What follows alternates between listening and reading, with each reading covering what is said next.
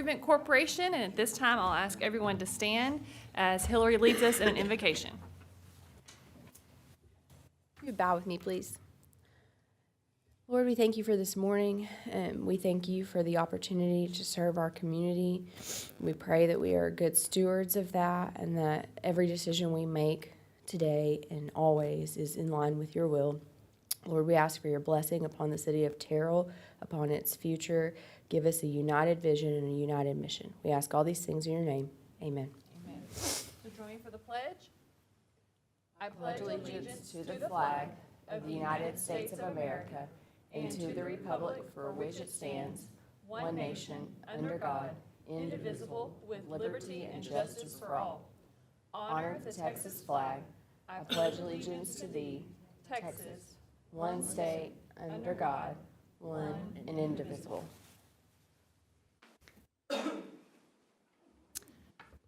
This time, do we have any visitors that have signed up for remarks? If not, I'll ask our board to review the minutes from our December 13th meeting. Once you have had a moment to do so, I will entertain a motion to approve. I make a motion to approve. Thank you, Mary. Is there a second? Thank you, Sarah. All those in favor signify by saying aye. Aye. Opposed, same sign. This time I'll call on Raylan for our financial report. Good morning. How are y'all? I have a note here to first say, as moms, we always say it takes a village to help raise children, but PADIC is my child, my baby project, and I could not do this without Arabia and Peyton. And Arabia's birthday is Saturday, so I would like for all of y'all to wish her an early happy birthday. But sometimes I forget to say thank you, but they make all of this happen.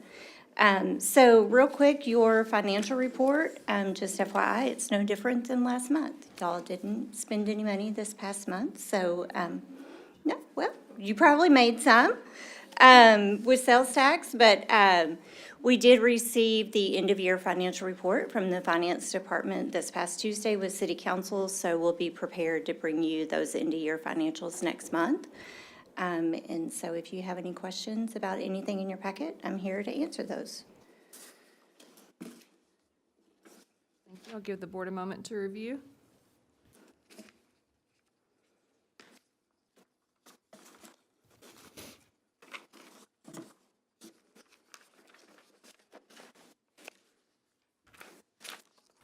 Please pay particular attention to the column on the far right, our remaining balance based on our 2025 amended budget.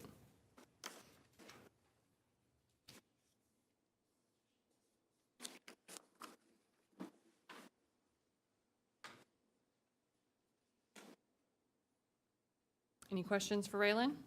I do. Hey, Raylan, I'm looking at item 6.1, page 9. Mark Thacker, I see we had an invoice in October. What was that for? So that is where he works to help put together renderings. This was all of last fiscal year's assistance with some of the awnings, some of the exterior facades for some of the businesses that we brought forward. We always make sure that he is second eyes to anything that we're bringing in within the central business district and when it comes to building permits, et cetera. That's a once-a-year expense. Yeah. Okay. Mm-hmm. Any other questions as you all have had a chance to review?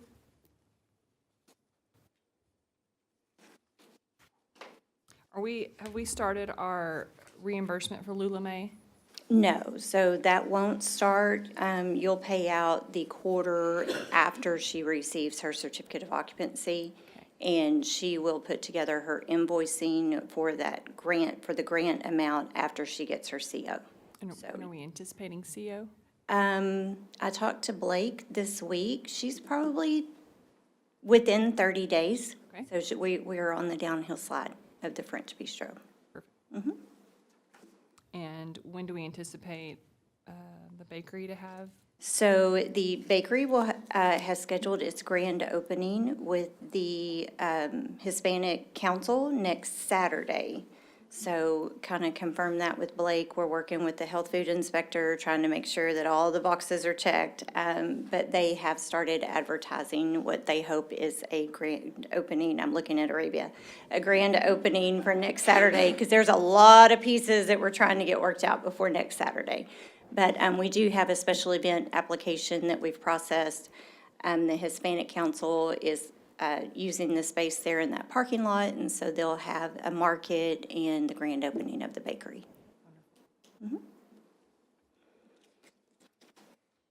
All right, there are no further questions regarding the financials. At this time, we will discuss and consider a downtown lease assistance program application for 208 Eastmore, and for that, I'll call on Raylan. So I do have the applicant here. Alfredo represents Simply Massage, which is located downtown. He has been open for a while. He is a great community member. We put in your packet some of the activities. He participates in all the chamber events, definitely helps people unwind up here at City Hall. He leases his space from Houston Smith, who owns that block. So he put together his application, and he is here to answer any questions about his business or in his request. Mr. Alfredo? Good morning, ladies and gentlemen. Welcome. Feel free to ask any questions, I guess. Alfredo, we've met. Yes. I've recognized the Texas Massage and Spa, but then was there a transition to Simply? Yes, me and my business partners, we just went separate ways. Okay. So I just kept everything and just changed the name. So Okay, we're still serving the community and trying to just make a little difference, one person at a time. very good. When did you open and when did the transition happen? I opened December 2023 and then 2020 January. So it's basically we just hit our year mark. Okay. So. For those that don't know, what all services do you offer? Of course, we offer massage, basic facials. Now we offer chiropractic care as well. We started to do lashes too for the ladies. They love that. So, but the biggest thing that we offer is I try to give back to the community. As you can see from the flyers, every event that's coming out here, we offer free chair massages. So I will pay for the event. We'll go there and we'll post and we'll just give free massages to everybody. I started the turkey tree 1 year, but we were able to feed 7 families. So we sponsored 7 families, and we vetted them and, just free meals for them because times are hard. For Christmas, we did the angel tree. Multiple families. I got a lot of local businesses. We blasted their name out once they donated, and we kept the gifts simple, toys, clothes for children. This year, I'm trying to start, which actually has already taken off. We're sponsoring free massages for seniors, veterans, and there's people that get hurt, that don't have insurance, and it's hard for them to get treatment, so we're sponsoring 30-minute free massages for them. Of course, everybody will be vetted, and we just try to make sure it's fair, but we've already had someone donate 5 massages, so just trying to make a difference, one person at a time. Alfredo, is the ask for us to do a lump sum reimbursement for this past year or a monthly reimbursement for this upcoming year? I don't know if you guys can backtrack. I mean, if you could, that'd be great. That would be helpful to me to keep doing things, but this is my first time. I just stumbled across it, just reading things, and so I don't know how it works, but grateful for anything. Good question. For our board, page 14 in the packet shows a recommended 12-month reimbursement of $6,240, which I believe is a 20%. Is that correct? Yeah. It was calculated based on if you wanted to support it from this point for 12 future months. Yeah, so I calculated it as it would hit your budget quarterly from this point. And I'm having a moment. For some reason, I thought we had done 6 months in the past, but is y'all's recollection 12? Okay, that's just me then. Okay. I don't know where I was getting the 6. Thank you.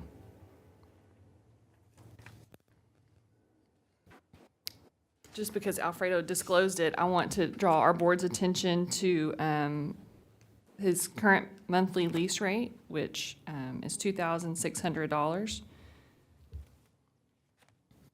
And it says annual taxable sales, 3,000. I bet you, is that, It's because we just did start, so, but I'm sure it will increase, so, yeah. okay. So is that like your net income for, just since you took over the business, or for the last 12 months? It's for the last 12 months or so. Okay. Yeah.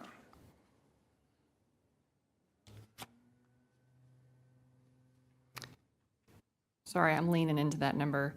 That's probably, so taxable, like as far as sales tax, that should be a gross sales number, right? Which would be higher than 3,000. Hillary spent $3,000 over there. Ray is my very good friend. Yeah. So do you happen to know total amount of sales for 2024? I'd probably have to look that up, but I'm Okay. sure it's more than that, of course. I was just first time doing this, so Okay. sorry, guys. Apologize.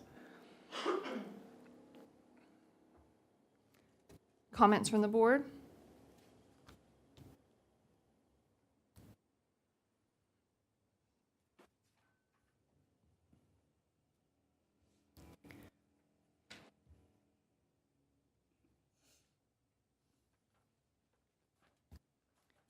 When you're ready, I will entertain a motion to approve, deny, or table. I'll make a motion.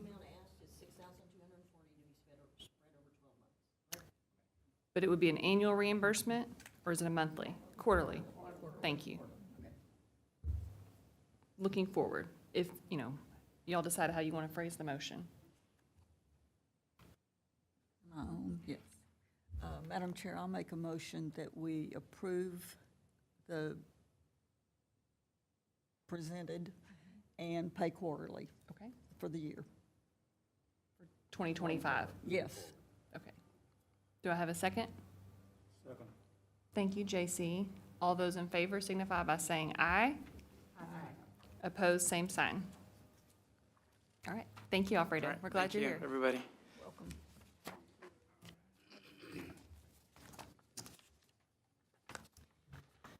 At this time, we will discuss and consider Ben Gill Park Fiber Project. It's a partnership with the Terrell Chamber of Commerce, and for that, I'll call on Raylan. So this is just something to kind of put in your budget thoughts moving forward. The Terrell Chamber of Commerce has received information from Ants, who provides the wireless service for all of downtown. They're working on multiple projects with the city of Terrell, trying to get fiber within our airport industrial park. We finally got him headed in the right direction to get a Union Pacific permit to get it under the railroad tracks, and so this is going to open up more fiber within our city. So he had put together a plan which also included providing Wi-Fi and fiber through Ben Gill Park. So I wanted to bring this to the PADIC. We could share in this cost with the Chamber of Commerce. This would provide Wi-Fi for different events at Ben Gill. We would have the different Wi-Fi spots. We could put them at the pavilion. We could also make sure that they're at the baseball and softball complex. So estimated, it's a $30,000 project, and just wanted to see if PADIC was interested in providing these services throughout the park. It's nothing we've really discussed before, but definitely something to consider. Thoughts from the board or questions for Raylan? Mm-hmm. Are there any plans to fix the internet connections at Crossroads,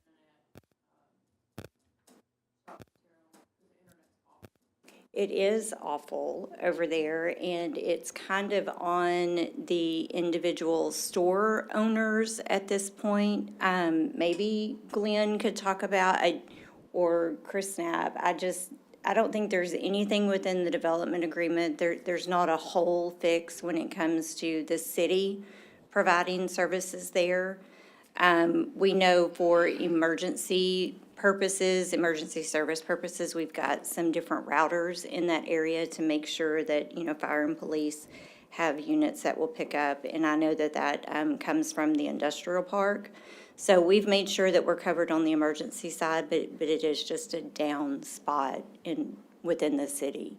There's nothing in the PD that has us obligation or providing internet service in there. So it's kind of a AT&T and Verizon and all the major carriers jumping in there. Yeah. Shops and where?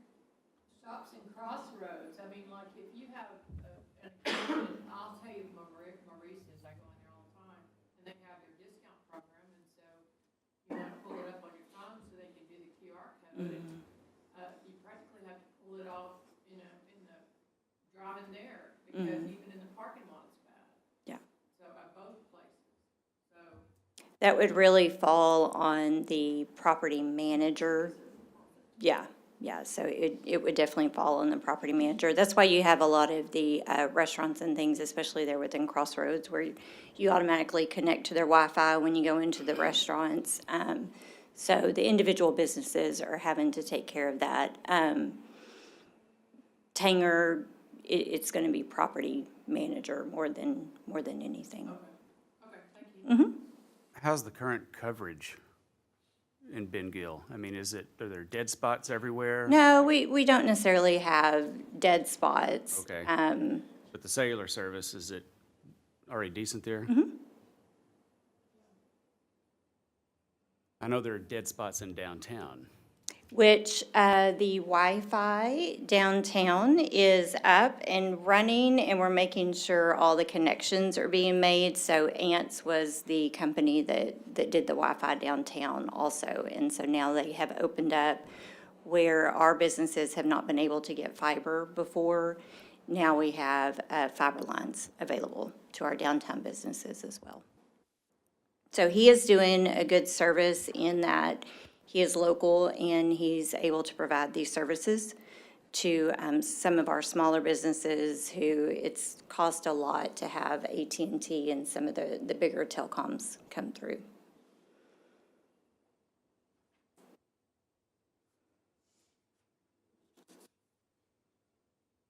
Have there been comments about this from people in the park? No, not. Being proactive? This is being proactive. It's looking at just the different events that we have. Obviously, the Jubilee, there's a lot of people there. This is more of kind of a conversation. Is this something that we need to start considering? When you look at the things that happen at Ben Gill, more and more of what, should we start having tournaments and soccer tournaments, softball tournaments? More of those things are run on apps.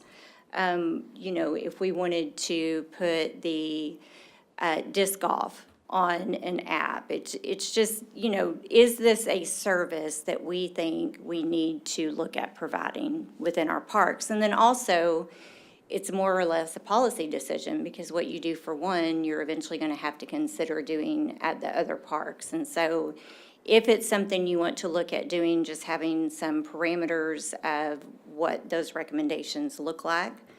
So this is just really kind of an open discussion of the importance, priority. Is this something that you want to look at? Or is it something that we think is not a necessity within a park? So.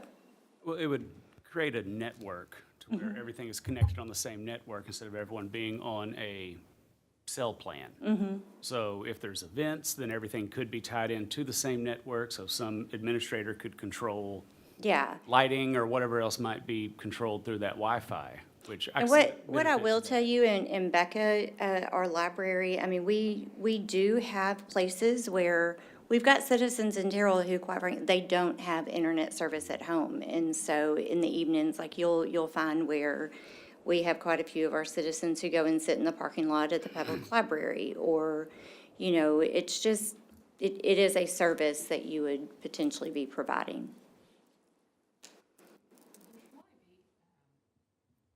Some publicity around Wi-Fi availability downtown. I don't know why, but I feel more comfortable with our citizens being in a lighted downtown, with, you know, activity than in the dark park at midnight. I just don't see the need for the park now. I think in the future, should those events develop and it becomes a more regular thing, maybe that's the time to have Okay. this conversation. But for me, I just don't see this as a need right now.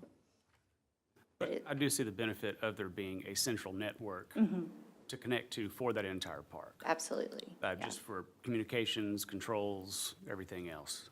It's pricing. It's something that I'll always keep in our toolbox, and if we get to the point one day, then we can look at it. And I also see it where something that probably needs to be done. I don't know if it's the PADIC's responsibility to do it. I think it's more City of Terrell to do the City of Terrell. And I can work on that too. All right, any other discussion? Hearing none, we'll move on to item 6.4, discuss park project updates, and I'll call on.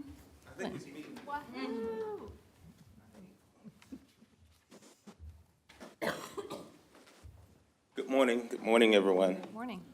We've got a presentation prepared for you. Some of the items on this particular presentation, I'll be able to be more intuitive. There's a lot of fun stuff that has happened, as you well know, thanks to all of you and the city as well. We were able to achieve some long goals. I'll call them long goals, but we got it across the finish line. I'll open up with, do I have the clicker? Okay, thank you. Okay. The current projects, obviously, that we're working on is the Crossroads Park project, which is a grant-funded opportunity and city shared. Kings Creek, same as well. It's a city and a grant opportunity there. Then you have the developer, which is assisting with the Ollie White expansion. Now, I don't have a lot of detail on that, but if the city engineer or Raylan wants to chime in, they can, because I don't know much about that particular project. Pending opportunities, we've got Stallings Addition, Town Square, Downtown Pocket Parks, Blanche High Neighborhood Park, and Bryn Neighborhood Park, Wildwood Nature Preserve, which obviously that's adjacent to the state hospital, trails at various locations, Brushy Creek Nature Preserve, and Arboretum. Those are park opportunities that obviously are locations that we would love to see grant opportunities or partnerships. Look, can I pause you here? Yes. And I may be the only one that's on the previous slide, please. So current projects, Okay. tell us more Okay. about maybe, has a grant been approved at Crossroads? Oh, yes, ma'am. And what is it being spent on? The grant that we have now is Texas Parks and Wildlife Grant, and it's being spent on design and construction Okay. for a trail, features, amenities, as well as bridge. So that's going to be a really nice project. How much money's being spent from the grant? 1.5 total, 750 is shared cost, 750, 50/50. And what kind of amenities do we have to look forward to? There's various amenities, maybe possibly a pavilion. And I'll say this is all in design phase, so I don't have the final. Youth features where playground equipment, things of that nature. Okay. And then Kings Creek? Kings Creek is one of those fun projects that we're excited for. That's primarily a trail project. They decided as the community as a whole, in the community meetings, they didn't want anything over tasking. They wanted a trail for the most part. So we're pursuing the trail project. It's in design, restroom, replacement of the basketball court, and water fountains, things of that nature. So it's going to be really, really nice. All funded by Texas Park and Wildlife? 50/50, 50/50, okay. So what's 1.5 million, each total? 750. Okay. And Kings Creek is in a floodplain, so That's correct. Sure. they kind of played it down as trails, but there's no need to build structures down there with the potential of it flooding. Because it That's was correct. underwater 2 weeks ago. Yes. Yeah. So, you know, there's got to be some consideration for that, and so that's why it's just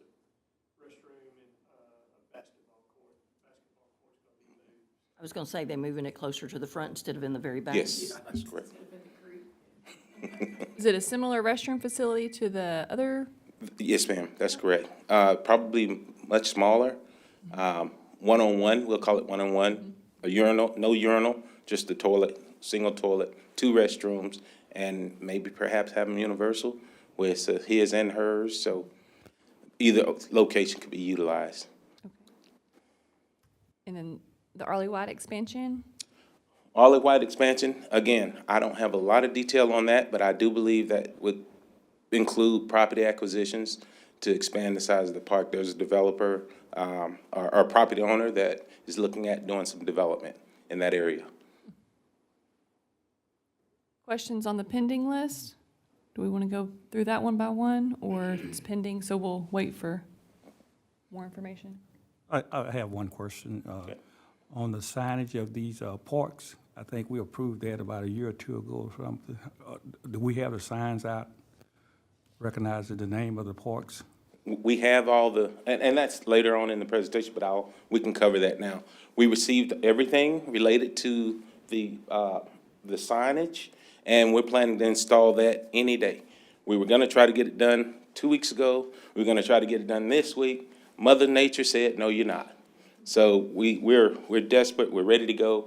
We've already installed the disc golf pads, and as soon as we got all those completed, Mother Nature said, you might want to wait a little while. So we can't install the baskets until after the weather clears, and we will not let the contractor in the park with equipment to rut it up, make a big mess, and then we've got a bigger issue. So we let the weather dry, and then we come back. And I believe if you all have not, disc golf is on an app. It's set up in an app, so you could pull the app up now and actually see the course. And we'll be going live as soon as the course is completed. Okay. Next slide, please. Again, next steps with existing parks. We'd love an opportunity to create restroom opportunities and improve the basketball court. Gill, the baseball complex, has been there and hadn't been rehabbed since 1999. Playground equipment is always something that's on the forefront. Improve lighting, address lighting in the parking lots and places of that nature, and potentially a doggy park there at Gill. It's a great opportunity, and we hope that the PADIC would consider some of those opportunities. Lynn, I think we missed a slide. Oh, did you? Okay. Okay. So again, we can talk about the tennis court, and that project turned out great. It was an amazing event. I'll call it an event. These are all events for me because they're exciting, and the community has fell in love with it already. The pickleball courts have turned out phenomenal as well. The neighborhood park signage, we just talked about that. The disc golf is, obviously, we talked about that as well. And again, future project opportunities, we talked about that on the last slide. Brushy Creek, Arboretum, athletic fields, youth sports, tourism, Gill expansion, Old City Lake potential preserve or park, Wildwood Nature Preserve, neighborhood parks. Community involvement. That's our goals there. Where's Brushy Creek? Brushy Creek is going to be on the, matter of fact, let me look up the exact location of Brushy Creek. That's going to be a developer's project. North Spur, Okay. thank you. North Spur, West of town. Okay. west of town, there you go. So are we totally completed on the tennis and the basketball court and the tennis and pickleball, or we still get We've just got the the screens? screening for the fencing, that's the only thing remaining. Of course, that has not stopped anyone from utilizing the facilities. Okay. All right. Last slide, I believe. There's some photos after this, but we're looking at an opportunity to work on the park master plan. It was updated in 2017, and it's past due. So we'd love the opportunity to revisit that. We want to obviously finish completing some of the existing projects, but we need to update the cost estimates on that particular document. We need to reprioritize, allow the community and the boards and council to come together and reprioritize potentially. Add various facilities from developers, grants, opportunities to see where we go from here. And the other thing, the good news is, we're hoping that we can get the funding for this particular opportunity through developers and our current parkland dedication fund. Thank you, Glenn. Any questions from our board? Should master plans not exceed 10 years? Is that kind of rule of thumb, or? Well, master plans, typically, 3 to 5 years, they should be visited. And if they exceed 10 years, that's probably way too long. Yeah. And there's a couple other slides showing you the basketball court as they were making progress, the contractor, the pickleball court, and the tennis court. And if you have not visited, can you turn to the next slide? We do have a few people that have visited the location. So it turned out nice. I'm very pleased. I saw a question on Facebook, and I don't know that anybody with credentials answered it, about whether or not this new surface is, what was the word, like? Tournament certified? Yeah, I don't What is that? I'm sorry. whether or not the new tennis court surface is tournament certified. Okay, so the question is, and I think that question came up last night. So the courts are set up, if depending on the organization and the dimensions that are wanted for a particular tournament, they're always available and can be utilized in a tournament effect. Now, what formalizes that particular tournament's organization of what's official, that's a little gray. It's kind of like college, high school, pro.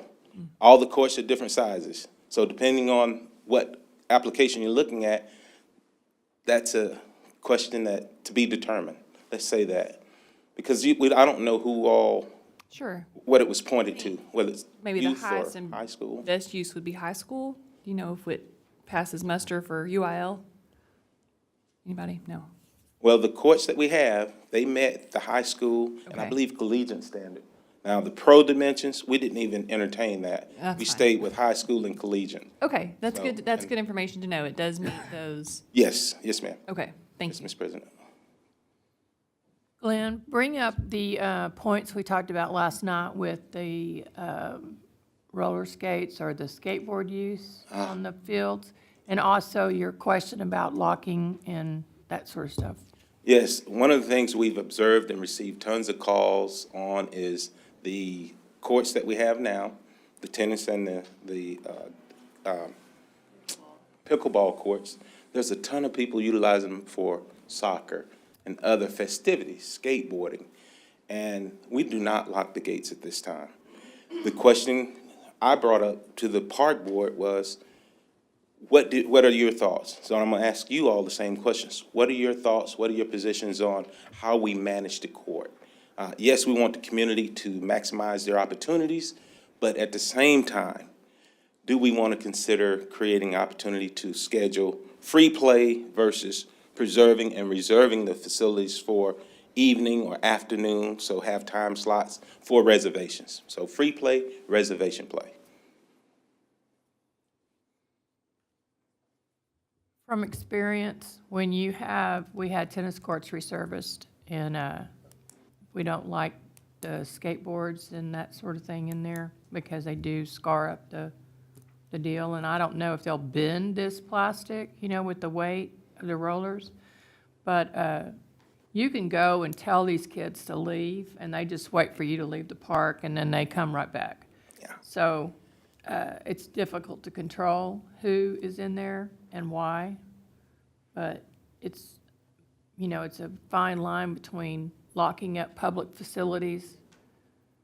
I kind of thought about this after we left last night, and I'd like to see just how the public reacts to those courts. If they're abusing them, then significantly causing damage, then I don't see any problem with putting locks on them, at least for a while, and letting the community know that you're screwing it up. It's bad.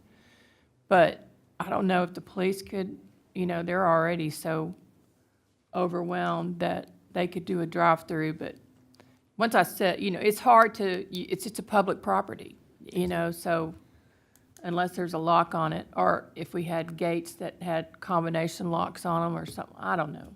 It's a difficult situation. It's Have we It's tried? public. Have you tried signs saying start like, put- yeah. no skateboards allowed or that type of stuff? Or We will Those implement, courts. and we've had signage prior, and we're gonna put more signage up. We've had this issue since I've been around. I mean, Exactly. Yes, It just exactly. is what it is. You're gonna have people who are gonna abuse anything, whether you just are. And we just gotta figure out how to manage it without shutting down our parks. We shouldn't be putting locks on anything. There was one item that was discussed earlier by Raylan, and they talked about internet. And one of the opportunities that we can consider with getting great quality internet throughout the city to maximize being transparent and identifying those individuals that are creating problems at our parks, we'd love to put cameras. And yeah, we can't take advantage of the police force because they're inundated with all the calls and their responsibility, but maybe cameras at the parks. And then those individuals that are creating these problems, we can identify them at least. So, something to think about.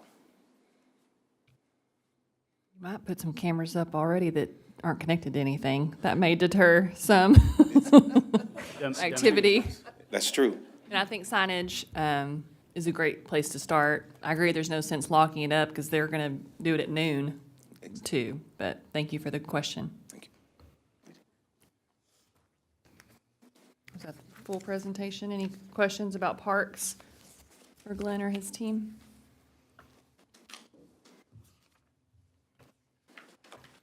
Oh, I do have a question. Irrigation for the soccer fields. Yes, Or fields. Mr. President. Hi. So we were able to complete the RFP, request for proposals, and we're hoping to get that advertised, and we should receive responses by March the 11th. So we've worked really diligently. It's a lot of work goes into preparing those to get them right, and we feel like we've got it right. So we'll get that out here really quick. What was the date on getting it actually advertised? February, okay. Thank you. Responses due March 11th. Yes, ma'am, that's correct. Well, So will it come to us in March? no, yes, that's our goal. Okay. We'll open bids March 11th. We'll vet the applicants, the individuals that submitted their RFP. Once we tally everything, we'll come to you back with the result, our findings, for sure. Okay. I would appreciate ongoing communication with the Excel, since they were wondering if they needed to delay this soccer season, because they hadn't heard anything about irrigation. So I think we need to just I'll have a conversation, but if y'all can continue keeping them in the loop, since they're the ones that manage the activity on the fields, just to manage expectations. It is what it is in terms of timing. Oh, yes, ma'am. I'll take that. I speak with AJ Perfect. often. Regularly. Okay. Yes, often. All right. Thank you. Yeah. Board, do I remember that we haven't, we're interested, but we just want to see what the amounts are before we decide how far we're going with this and timing. Okay. All right. Next on the agenda, item 6.5, discuss Terrell Heritage Society projects and Carnegie building renovations. And for that, I'll call on Raylan. So what you have in your packet is a presentation from the Terrell Heritage Society. We've got Jessica King here, the executive director of that museum. She's just going to give you an update on what the board has been doing and the activities going on at the building itself.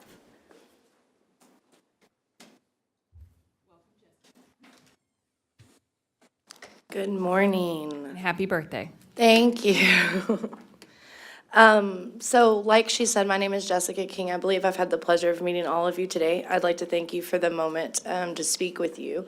Just a little bit about my background. My degrees are in organizational leadership and human resources. So I spent most of my career, at least 15 years, traveling around the country and fixing companies.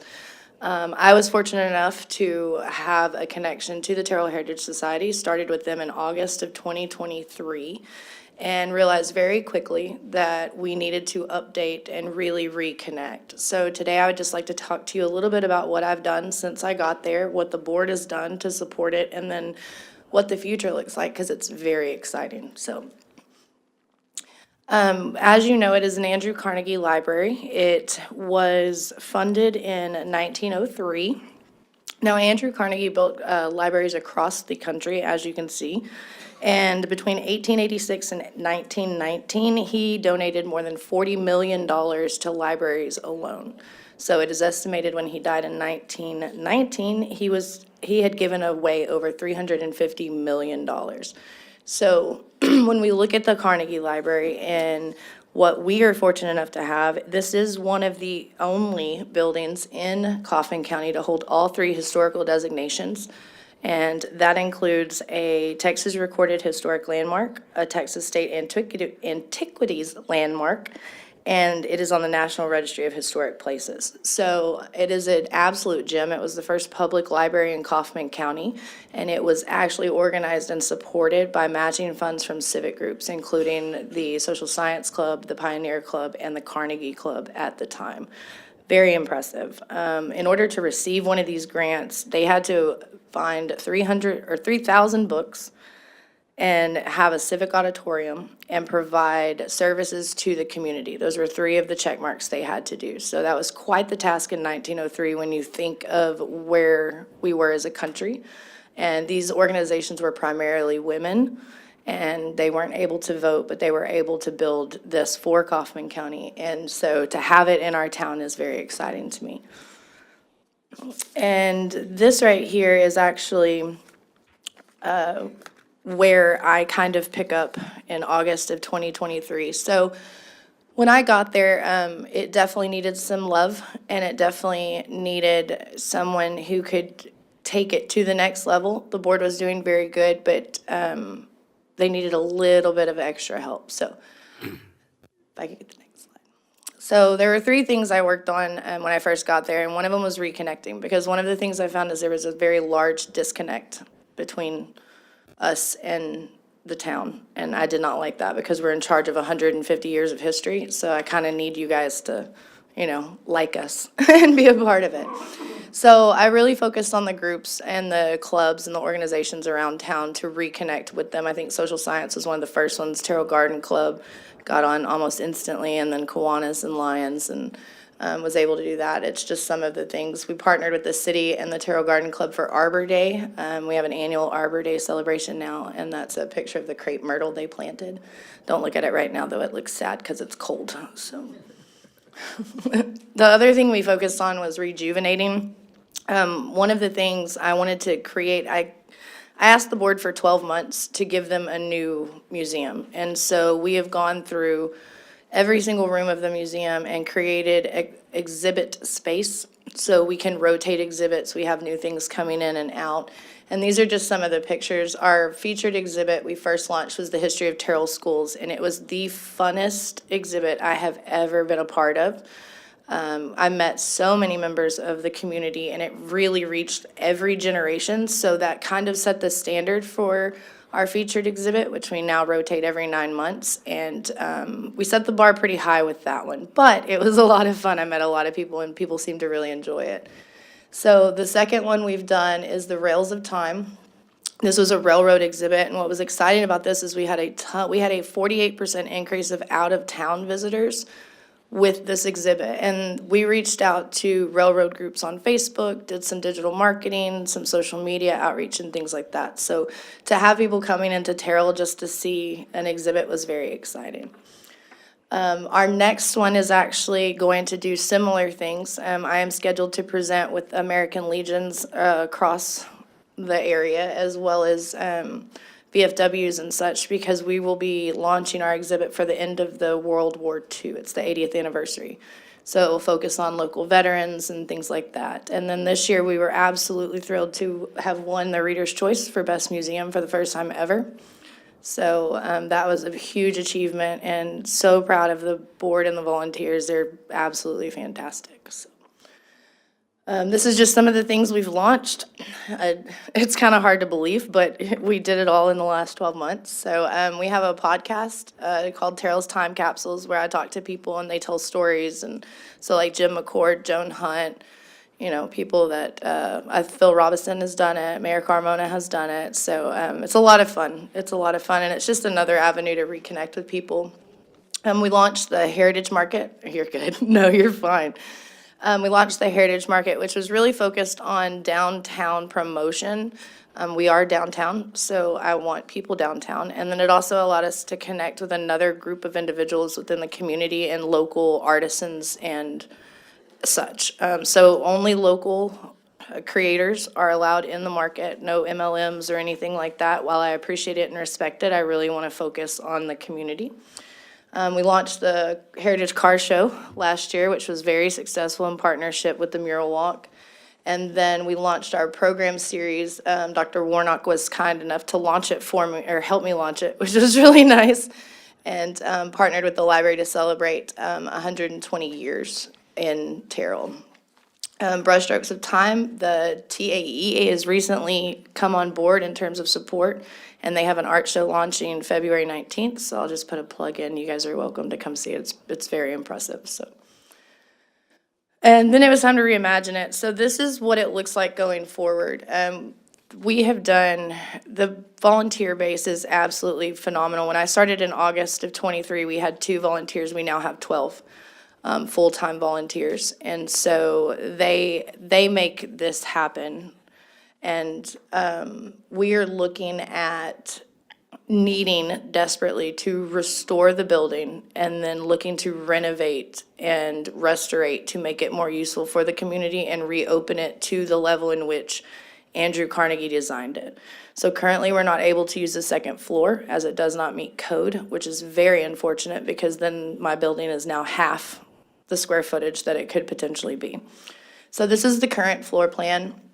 On the left-hand side is our downstairs, on the right-hand side is upstairs. And we do utilize the archives and the storage. The auditorium is currently also utilized as storage because we can't have any guests or public up there. We do use it for workspace when we need to restore, restaurate artifacts, things like that. But truthfully, I believe it's a bit of a waste of the space just because it's so unfortunate we can't have local theater or kids theater or anything like that in that auditorium because it's a very, very cool space for anyone who has seen it. So, the next slide is our future floor plan. So we are working with we worked with Mark Thacker. He created our master plan, and this is the recommendation. It's also based off of a master plan that was done in 2011 on this building. So because it is historical and because we can't do any facade facing adjustments, all of this is going to happen on the west side of the building, which is the back side. It's the one that butts up to the Terrell Healthcare Center. So this is the recommended addition to the building. And you can see that it gains, this is just the bottom floor. I do have a handout for you all where it shows the top floor as well. But we will gain storage, we will gain ADA bathrooms, an elevator, and a fire escape, which brings us to code and allows us to open the second floor. And then me personally, I'm super excited for 600 square feet of storage downstairs so I can put tables and chairs and such.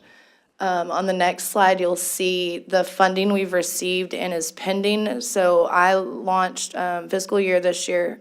We started the Restore the Andrew Carnegie Library campaign. And so this is the funding that we've received and or is pending. Social Science Club kicked us off very generously last year with $10,000. So that instantly went into an account for this project specifically. We've gotten 1,000 for fundraisers and then individual 500 for 11.5 sitting that we can use now. We've recently applied for the Texas Historical Commission grant for 30 with a commitment from the city of Terrell to match that, assuming we're awarded it. And then the city of Terrell has also committed $18,000 to finish out what is needed for the west elevation project, which is in their phasing. Because when the building behind us was built, they changed the elevation, and now instead of the water going into the street, it goes under the building, and we can't do anything until we stop that from happening. So this right here is 1/3 of what we need in order to do everything that I have to present in these packets and what we talked about. So this, as in Mark's words, and he is much more a subject matter expert than myself, keeps the building from falling down. So this is absolutely immediate and it needs to be done. It's the deterioration, unfortunately, increases in speed exponentially. So the longer we wait to get things fixed, the more costly it becomes and the more risk we have of losing a portion or that building. So, which makes me very sad. But this is the information. Like I said, I will hand you the full packet on the plans and the full funding. Jessica, can I ask you a question while you're handing that out? On the priorities, is there a way that it can be worked so this needs to be done first? And Yes, ma'am, absolutely. how that would work, so you don't have to wait maybe until you get your total amount, and maybe little smaller pieces. Yes, ma'am. Yes, ma'am, and great question. So just a little clarity on the immediate priorities. Mark Thacker is absolutely fantastic. I don't know if you guys have had a chance to meet him or speak with him, but he is communicated with myself and Raylan, who's assisting with this restoration project. And anytime we get the money, so as soon as we have the total amount for the West Elevation project, they'll do it. The grant we applied for the Texas Historical Commission is specifically for the front 2 windows, and for the $60,000, there's a lot more than just the windows, but the very large front-facing windows, they are historical. We can't change anything about how they look, and there are very few individuals in this world that will touch them, but they are almost at 100% failure. So when I say that, they're not, they're going to fall in the yard soon. So, yeah, maybe not that dramatic, but that was when Mark said, 85% failure. I was like, that's terrifying. So. So the 35,000 for West Elevation drainage will stop that hemorrhage? Yes, and it will redirect the water into the street and into the drainage system where it will, is supposed to go. So.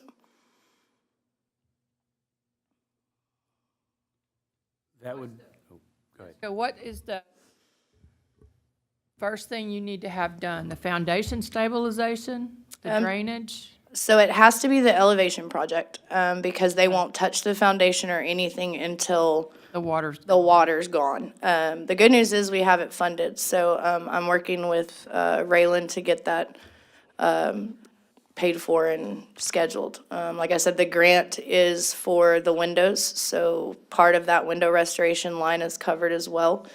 And then really, in terms of Mark's recommendation, it's moving forward with the foundation stabilization and ensuring that there has been a failure on the in the north room, and there is a separation on the internal wall, and it's simply because the supports are from 1903. Apparently that works in our favor, however, according to Mark, because they used solid wood, but it's actually a joint failure, so you can see in the floor, there's a failure, so. And that's happened since I started in August, because I walked in and discovered it, and I was like, oh. But foundation stabilization would be third, and then according to Mark, it would really just be an assessment of funding at that point to see what we can afford to do next, because everything else is approximately the same priority when we look at it.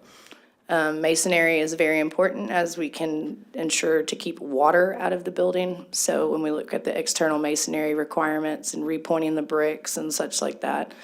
I am in the process of visiting with You Rent It and ASCO, as they do heavy equipment rental, to see if they will donate equipment hours as a taxable write-off, and then offer that to any bids that we get, saying we have 20 credit hours or 20 equipment hours from a local company. So I'm trying to work all angles of community support. When are you hoping to hear about the grant? We should hear in August, and then it will actually pay out in October or November is when the funds will receive. So that's the hard part of grants, right? You fill them out and then you just wait, so. You covered it. I was just saying that you have to address your water drainage first before Yes. anything else happens, because otherwise you're going to continue fixing the exact same. Exactly. Yeah, it would be the definition of insanity, so. So that is number one priority, I would say. Am I understanding right, of the drainage project, which is 35,000, the city has already committed 18,000 towards that? Correct, yes. And then we will utilize what we have to pay the rest of it, so. So I think Jessica's purpose today is just to update us on what is in front of their team, what they're considering. I mean, at some point, through strategic planning, if we choose to serve a part in that, I don't think she would turn that down. But she's not necessarily here like with a specific ask today, because there is a lot for them to tackle, and there are grant requests that she's already worked on. Certainly, if we hear of any that they might qualify for, she'd be open to that. I would love an email. Yes, please. One fleeting thought that I may not remember by the time, next time I see you, maybe worth a conversation with Max Slayton that, I could see some like lasting gifts, post-mortem, whatever you call it, gifts from people that have lived in Terrell their whole lives or spent so much, have wonderful memories here. That, your organization is not one that I've seen people say in lieu of flowers, give money to. Man, I could see that being powerful for y'all in big, big ways. Yeah, we were very fortunate that Tom Snow did that for us. Oh, okay. So Good. he is part of the funding that we received to go towards this.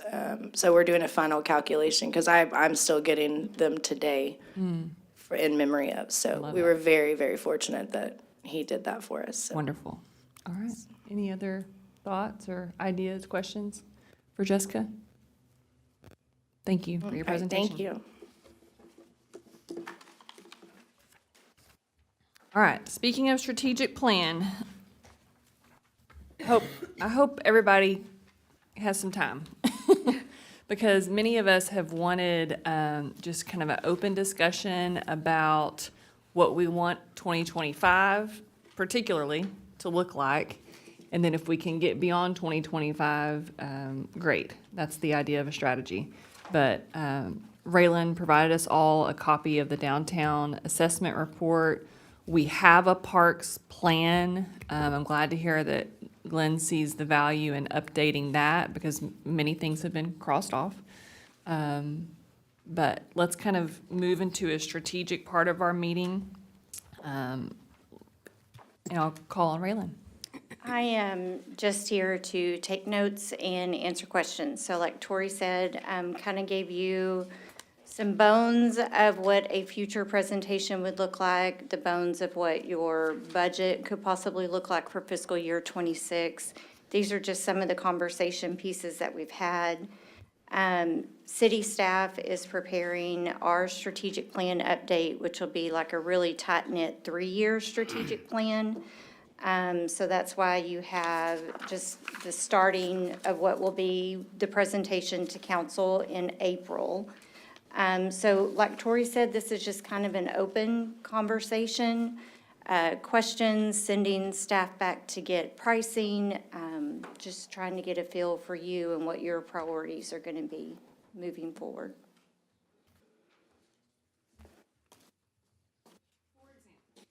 And I'm not going to dominate this conversation, but just to get our wheels turning and the conversation flowing. Let me just start by saying that the tennis courts and basketball court was a high visibility, high impact project. Y'all, it was one of the few posts that the city of Terrell made in recent times that didn't get any negative comments, okay? That, I don't even know that people know that the PADIC had a hand in that. That doesn't matter. But those type of projects, I think, is what we need to be focused on in this coming year. Things that people can see, that people can touch, as we try to not only transform downtown, but transform people's perspective of the direction that Terrell's heading. There's way too much negative out there. there's always going to be negative. But when I think about a very visible downtown project, and we can slice this any way you want to, and I do not take credit for this idea. Matt Oakley takes credit for this idea. So if it's bad. No. So we were in his office last week, and all day, every day, he has to look at that vacant lot at the corner of Rockwall and Moore Avenue. And the city owns it. And I think we all know that there's a water sewer line that bifurcates. Yes, so the highest and best use of that property is some multi-use, retail, multifamily facility. But I think we're a long ways away from that happening. I think if a developer came to the city of Terrell tomorrow and wanted to buy it for that purpose, they would be willing to, part from that property. But today, as it sits, I would like to hear the board's thoughts on highest and best use for the property. One idea that Matt had that I love is that a good spot for food trucks? So you don't concrete the whole thing, but Downtown Fate has a food truck lot that I think, in my mind, it's like crushed granite type surface. There's some landscaping that's brought in. There's commercial string lights. There's speakers, probably with music on the weekends. There's picnic tables. Obviously, there's power to that. It's drained properly. All those things are expensive, but they're not as expensive as a giant new building. And it obviously is the entrance to our downtown. And my thoughts on it were, if we could take all of these development issues, which are the utilities, and get those addressed, then it could be ready for a future private developer. But in the meantime, if we could have water hookups, electrical hookups, get the food trucks off of private property, because they set up in my parking lot and everyone else's parking lot all the time, so, That was what I was. without permission, so. There's Huge But- food truck have- movement in Terrell. With all of them, if we could start getting. supposed to have permission, but yeah. Yes, right, well, they don't, but if they were to go to the designated spot and it'd be enforced, then you could issue permits for them, you could have, potentially sales tax generated from what they're doing instead of what's happening now. Give some kind of use for that lot and make it sort of, not just a food truck location, but a public space for vendors or anything else to be able to set up there with permits from the city, instead of it just being grass and Christmas trees. Could you erect You a know? pavilion for shade? Right. Some kind of pavilion for shade? I don't think that would be necessary year one. Let's see if this works, if people enjoy it, and if they're not there in the heat of the summer because of that, then that maybe could be phase two. Yeah, I definitely just say, like, if we're gonna do it, we do it. And the drainage is the biggest piece of that, because it has the potential to be an addition to downtown. It also has the potential to be an eyesore if we don't do it properly. And nobody wants a big mud pit, which is frankly what that lot is right now. And so, yeah, I think it would be a drainage project. It would be some kind of covering. I don't know exactly what. I've been to the one in Royce City. I've been to the one in Maybank. I hear there's one in Forney. I haven't been to that one yet. But yeah, I think we definitely would need an elevated version of it if we're gonna do it. I think if we're gonna do this, I agree with Matt that your infrastructure, all your utilities, your sewage, all that need to be taken care of first. I don't know if any going across that property, any of the underground. So if you do in the future have a problem with it, you're gonna tear that up to get to it. So I don't know if you wanna do that or try to reroute it, but I think that all that need to be taken care of first. So just a few comments from staff about that lot in particular. Keep in mind that the Moore and Rockwall lot was purchased because bigger picture, bird's eye view is when quiet zones come in, and I'm not just speaking about quiet zones, when the safety upgrades happen at all of the railroad crossings, we're gonna have to have curbs that come out from Rockwall so that people would not be able to access South Alley where they access it now. So imagine people having to enter South Alley through that lot. We're having to do a drive. South Alley will go to one way so that trucks would access South Alley there at Rockwall. And so we're having to do a drive to bring trucks and vehicles onto South Alley because of the curbing that has to happen for the railroad crossing safety upgrades. A little bit later in the meeting, I'll update you on some other, we could absolutely do food trucks, because we have the dimensions. This was one of the parklet things that, that PADIC has been talking about. We've been speaking about that lot. So I've got the dimensions, I've got a little bit of a concept of the green space that's available for planning on that lot. And so what I'd like to do is bring that drawing back to you, with some of these options that you're talking about of what we could do there on that lot, and also take into effect that that's where essentially the South Alley roadway has to go through. So that piece of property in particular was not purchased by the city for redevelopment. It was actually for a South Alley extension. Union Pacific Railroad right-of-way, the city of Terrell currently, where most people are parking there along South Alley on the railroad side, we actually lease that from Union Pacific. So it gets really, really tight right there behind trailer furniture where South Alley gets close to Rockwall. So we had to purchase that lot, so that we can make that access and gain some land to keep the traffic flow behind the buildings for that particular block on Moore.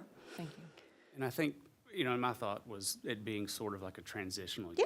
Yeah, absolutely. I mean, not that it's a permanent fixture, but in the meantime, it's Yeah. something until all of these other. Yeah. Right. Well, Instead of and it sitting there even, for the next 10 like that, at least it's, yeah, and even if, you wanted to do some I'm just saying maybe leave the open green space where we know the drive would go, or we know we're gonna need additional surveys where, construction is going to happen. Because I would hate to see us plan out an area and us get the grant and tear it up in 18 months. We're waiting on the grant, right? But because we already have those dimensions, I can bring those to you and we can look at what that footprint is available. Yeah, absolutely. Well, two comments. First of all, the Type A Corporation, as some of you know, we're going through our strategic plan right now. And through our young professionals focus group and a couple other focus groups, and in fact, Matt, I think the Realtor group touched on this, is we are losing professionals' employment because of lack of things to do. It's what we're hearing, it's what we're seeing.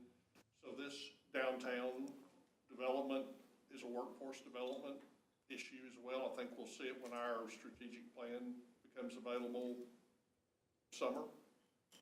Is that, in fact, the young professionals made a comment, we can start our job here, but we have nothing really to do, and we have no upward mobility. Well, the upward mobility is more our end to try to deal with. Are those jobs, is there a path to grow in your occupation? But the needing something to do and wanting to see the walkable downtown and have a great, that's something that we'll all have to work on together. Secondly, just to get in the weeds a little bit about this food truck deal is, and Raylan, tell me if I'm wrong on this, but I think we'll want to make sure if we set something up like that, that those food trucks are registered in Terrell so we capture the sales tax. If their home base is Dallas, then that sales tax goes to Dallas. And if any of you have been in a room with Amy Mueller and she talks about the coupons. Oh, yeah. And the coupons, because she says coupons. And I know Amira's heard it. So she is all over the sales tax, and I think we've even advanced her to an app that she thinks. So we've we've actually been putting a lot of thought into, because we do recognize that, okay, now we have food trucks in Terrell. How are we making sure that we capture that sales tax? If For you're sure. gonna make an investment in that little lot, let's make sure we capture those to pay that back. Absolutely. With permitting or anything else. Whatever the deal, whatever And it is, just get them off the private property. Give them a designated place. Yep. you're getting reimbursed for that, so that's it. Any other ideas to be kicking around and considered when Braylon brings us more kind of layout and plans of that? Any other highest and best use for that space in the next 5 to 10 years? Because I hope I'm wrong, but I feel like that's how long it's going to be before South Alley, quiet zones. Oh, you're 5 years, for Yeah, sure. okay. Yes, absolutely. I'd really like to see a pavilion there. It's so hot. Oops. Just go ahead and put it in while we're working on it. Okay. Just shade in Texas is priceless. Yeah, I hesitate with a big metal structure there, but No, you can do a cedar structure. you could. Yeah, I would love to see like your vision on that. I don't even like my vision, but I know another thing that's in this downtown suggestion is those like, I call it a sail. What am I, that you stretch, the canopies, colorful. Canvas. The canvas Yeah. canopies, yeah. Well, If there are vendors setting up, then they should be under like little tents and stuff, though. We'll throw some ideas out. There's a lot of people out there who have really great ideas, and they're all on Pinterest or Google. Yeah. So, perfect. those are my closest friends on Google, and so I can put together. I think that will definitely be a balance for us because, if we're just gonna, at the end of the day, we don't know how long we have with that lot before it is taken over for city purposes, and I want to be mindful of not spending money that we're not going to get back, or, putting something in that 6 months later we then tear down. So maybe something like the canvas is a little more suited for our purposes, but yeah, I think we need to see the cost assessment so we can make those pros and cons. Honestly, with the dimensions that we have from the engineers, because I had already put like a wrought iron fence line, because I wanted to make sure that I gave y'all a footprint that nothing would ever cross over. So whenever I bring that to y'all will have a long-term planning piece that however we chose to separate it, or whatever y'all wanted to do on that front end, it's guaranteed not to, even 10 years from now, be taken over. Very good. So it'll be a good investment piece. Awesome. I think pictures of the Forney, Maybank, Roy City, their lot, Fate, would be helpful for us to visualize too. We want ours to be better, Can do that. if we do it. All right. I have a question on these food trucks. Do we have a city ordinance or something to address the food trucks? We I know in the do. past, they wouldn't let them, they wouldn't let food trucks, So we, vendors do anything. right, so we had food trucks with no ordinance. So we proposed the ordinance, so at least now we've got, they're definitely have their health food permit, et cetera, et cetera. Now it's just one of those things of we need to go in and tighten it up. As we were sitting here talking, I love the designated placement. Currently, our use charts allow food trucks within the central business district. And so my recommendation to P and Z and city council is going to be to remove that. Maybe food trucks aren't allowed within the CBD unless it's in a designated food truck court, which we now have because we just added that. So our ordinance is getting better. Okay, what I'm trying to understand is the food trucks, and then you have the people that have trailers Yeah. behind their vehicles. So are they considered the same as a food truck? Yes, so we have mobile food units, that's what those are called, and so you can technically get a health food permit. You still have to pass the same state laws and the same codes. Now, I will say we have some people out there without health food permits, and that's what we do. We try to track those people down and get them shut down. But when we say food trucks, there are businesses out there that pass for mobile food units, but they're having to be approved by the same standards.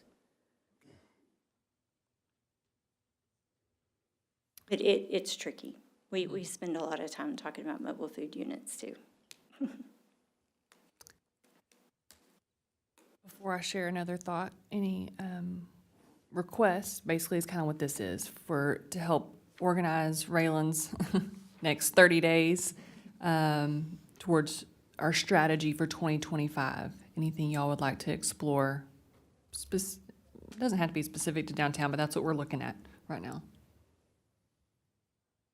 Ways to spend this sales tax money. I'd like to see another visual type project in downtown that's more for the public. And Tori and I were visiting the other day just about even the simple street lamps, like with the lights on them, your green. And you see Traffic other lights. cities where they have them to where they're kind of in black instead of this old galvanized, and they have the signs that are kind of LED lit. And something, that would be a TxDOT project, I'm sure, but we'd have to participate in it. I think something like that at least gives a visual impact driving down that there's been an improvement made, because everyone sees the stoplights. I bet if we follow TxDOT guidelines, they would be glad to let us pay for new signage, but I will research that A lot of the too. new Yeah. ones that are going into new development cities, you notice that they do have, and it looks newer, it looks cleaner, it doesn't give that old, I mean, these have been here for as long as I can recall. I like that. And they work, but they're just old and ugly. Yeah, they're, exactly. And that's kind of that's what we're trying to do, is fix the old and ugly. What? We don't have old and ugly in Terrell. It wouldn't surprise me a bit if this is $1 million project, but it will be around long enough, it's worth discussing debt on. And it's a huge visual impact. Yeah, For the next 50 years. 20, 30, 50 years or so, until some new technology comes out. That's true. Which will be We're all driving. Right, could be. Speaking of visual though, you said we had the Wi-Fi downtown now, correct? And the lights? So the lights, we had a meter issue at 117 Westmore Avenue that took us about 90 days to finally get resolved. So GGA lighting came out last week. We had an issue with Wi-Fi. None of this works all at the same time. So rumor has it that IT is working on Wi-Fi. The meter at 117 Westmore has finally been released. And everyone comes to the table. GGA lighting is coming in. My hope, and I didn't say it out loud, thank goodness, was that we were going to show everyone pink and red lights downtown for Valentine's. But it didn't happen, but that's okay. Yeah, exactly. So we've got a list of holidays and we're just going to surprise people with different color lights. We have the iPad with the app, we are ready to go. It's just that 1 meter on that one building, which y'all know does not light up. So obviously that's where my problem is. And Encore got that released this week. So it's been very challenging, but we are so close. Lights of some color on every building. Yes, yes. So electricity is to the building and GGA is coming down to update everything. And we finally have Wi-Fi and we have an iPad and we're getting there. So one would think that rooftop lighting would not be a huge project, but it was a little bit harder than you'd think, yeah. Marilyn, as we come into spring, tell us what the plans are for the planters. So we, y'all probably saw on Facebook, we did have contractors who, whenever they were told to please go and clean and freshen up the planters downtown, they interpreted that to remove everything downtown, which it's fine. It was a communication error. It's no big deal. It's nothing that can't be fixed. So we are preparing for spring planting. We are anticipating another freeze, so we're definitely going to wait until after spring break to do that. But we're getting our planner designs together, and with the help of in-house counsel and experts, we will have those plans, and I'll have, I'll probably just send out an email to y'all to let you know what all's going to be put in there. But we'll get our order placed this month to make sure that we're ready for spring planting. I think another visual project for downtown might be a awning/canopy project. So there are a number of buildings, such as where the sporting goods store is, the Lee Goberena Law Firm. These buildings were made for canopies. The old Ken Pritchett's building, Dorman Williamson's building that is vacant where Rustic Cactus was. You know, if you picture, a lot of them have wood, you know, 5-6 foot of wood that's supposed to be covered by a canvas canopy over an awning to provide pedestrians covered on a rainy day. And, you know, there's several ways that we can approach this. One would be to get our architect to show them an elevation drawing. This is what, because we don't want all the canopies to be the same. We obviously want them to be lasting. The one above, actually in this picture, next to In Vogue in that vacant building that was Rancher's Wife once upon a time, that's a nice steel structure awning with some architectural details on the side. If we had more of that, honestly, In Vogue needs one where she's painted. I mean, it looks fine, but an awning would be better, where she's painted that. So if he could provide her, instead of just saying, we want to cover up your sign, if he could provide her an elevation drawing of what that could look like with both signage and canopy, or signage on a canopy, I think it might have to come from us. We all know what's going on with landlords downtown, but it is a public improvement because every pedestrian would utilize this in addition to just the visual appeal on the buildings. Now, if some of them, you look at Malone 5-coat building, you can't put a canopy on that. But a lot of them you can.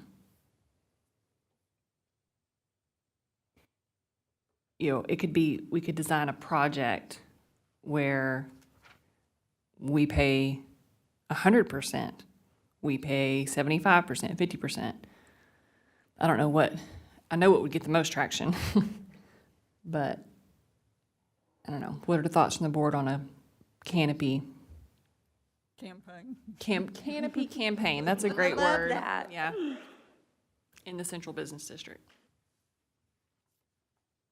I mean, we would have to only go to operating businesses. Are you thinking about just even vacant buildings? Absolutely.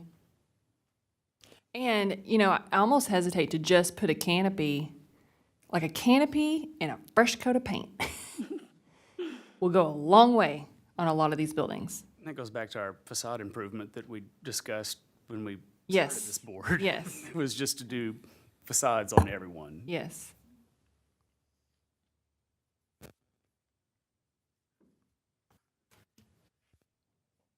How receptive do you think the landlords will be? I think it depends on how much of it Yeah. we're funding. I have no idea what anything like that's gonna cost. So, you know, we might wanna get some, Bids or ideas. And who's Ballpark. gonna be, There's who's a, gonna be responsible for replacing the canopy when it's all faded and shredded? We could do another campaign, but it becomes theirs, it becomes their property. We're not filing liens on anything, so. I think there's also, and maybe this is a question for Mark Thacker, I've been to downtowns where there is a comprehensive renovation project where all of the buildings more or less look the same, and then people come in and their flavor, their personality comes through their signage and advertising, but the buildings look consistent. and I think there's a question we need to have amongst ourselves and with Mark. If that's really what we want, then I think we're gonna have to fund it. And are we going to achieve the result that we really have in mind by letting individuals pick? If everybody has different elevations and different colors, and some people have canvas and some people have metal, is that gonna create that clean, uniform look that we're really looking for? Or is this really we're talking about a massive overhaul that we're gonna go to all the landlords and say, this is gonna be a huge long-term borrowing project on our end? I guess that's a question we need to have, a discussion we need to have within the board, is how far are we willing to go to, how necessary is that consistent look? So I would love to hear what town you're talking about. I can't visualize a town that's that uniform. I think these buildings today obviously all have very unique personalities, and even the ones, that don't, the Lyric, the Malone Building, the Bank, the ones that a canopy won't work, they're gonna stand out. So I'm not worried about the uniformity. I do very much value Mark's opinion, his design, keeping it cohesive. I also don't know how much it costs, but if it's $25,000 and we do 10 buildings for $250,000, can you imagine how that would transform downtown? For a coat of paint and an awning? And maybe it's 50, I don't know. But I bet a canvas is 25 and a metal is 50, so we can consider the two, and maybe we do 5 this year and 5 next. Maybe we do 2 this year. And I just ordered 2 metal awnings for my building. And just for perspective, they were about $3,500 for the pair. That's helpful.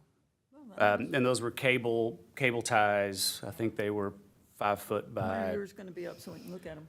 May. So just a question. it's the- What's the photo? Just took a while. With our buildings that are downtown and their structural soundness, if you're putting things into the front of the brick or the wood or the whatever, does that raise other issues? Mark is our resident expert on that. We've got a lot of historical data on those buildings. That is the benefit of having worked with him, working with the city for the past 5 or 6 years. He would be able to recommend what type of awning installation on those buildings. We know the ones where the brick is definitely more dense than others, and what those buildings would be able to hold. We would need to get with our legal team to make sure that, we have some liability releases, et cetera. So we'd make sure that y'all were protected on that side, and that we weren't recommending anything that we would know upfront would cause pressure to the buildings, Just for saying, sure. every time a building's touched, there seems to be surprises. Yeah. Grapevine is a great place to drive down. Oh, They Grapevine. have awnings on almost all their buildings. Yeah. Some of them some of those buildings look the same for the new ones, but the old ones all have their independent character.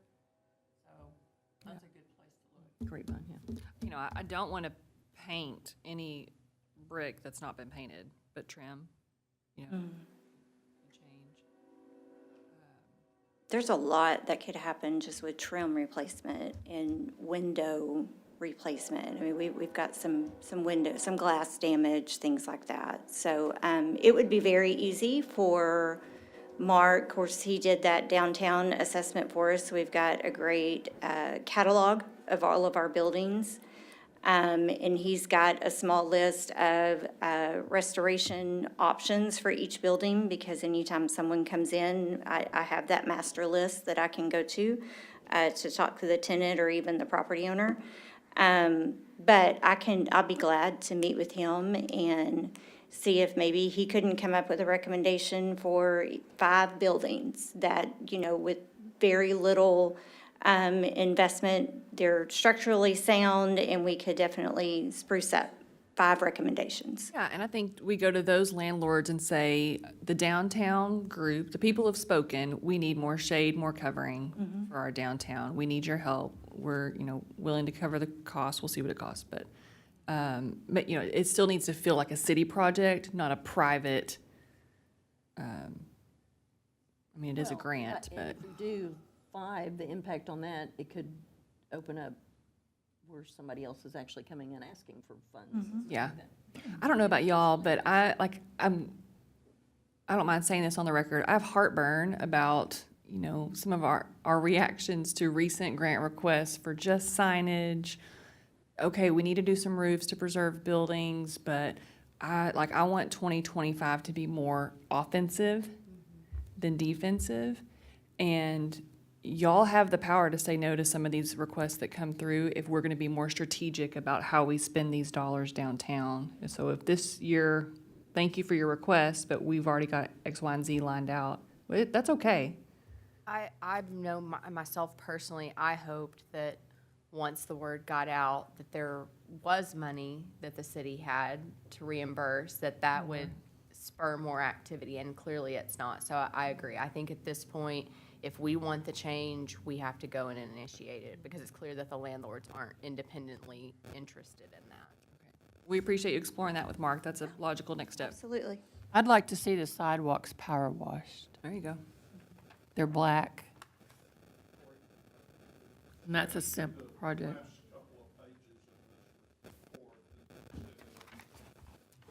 They talk a little bit about, making built ordinances, zoning overlays, and I think before you really get to spending a lot of money on something, that's your foundation for this success. What page are you on, Carl? I'm on page 21. Can I give examples for Raylan to go get?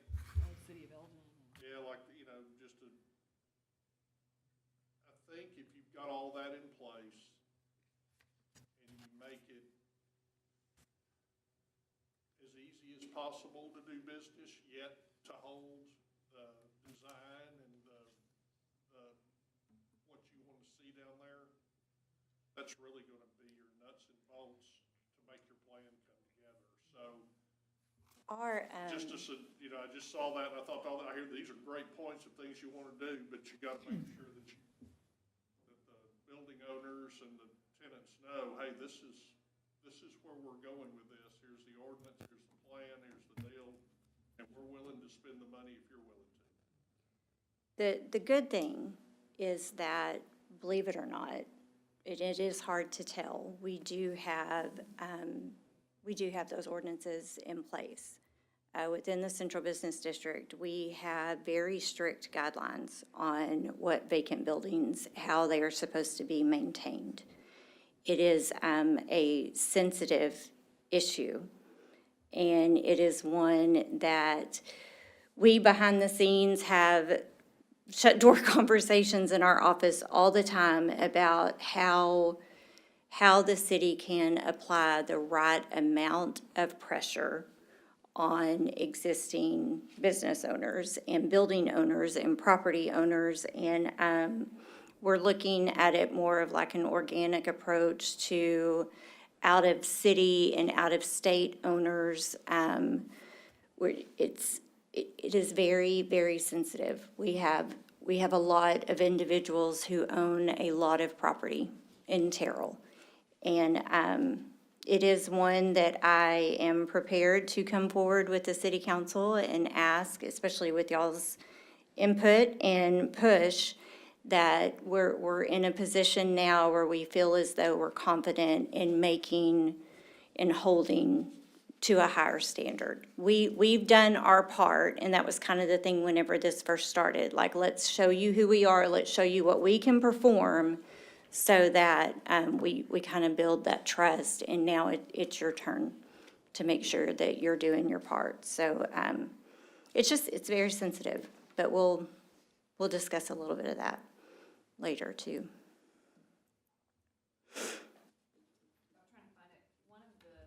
yeah, recommendations in here regarding vacant buildings was like signage, and it showed, there it is, on page 5. Be sure to remove old outdated signage from vacant storefronts, wash the windows. Later in here, it talks about maybe a reimbursement program for regular window washing. Revisit the sign ordinance. They have to, property owners have to remove outdated business signage within a specific time. So I'm looking at rustic cactus right out my window, like, let's start there Yeah. with existing ordinances. And, you know, the other picture they have in here of that store that I don't ever remember being open next to the old barber shop. It has sticker signage that needs to come down, and. Well, and the one on the corner by your road needs to come down. Yes.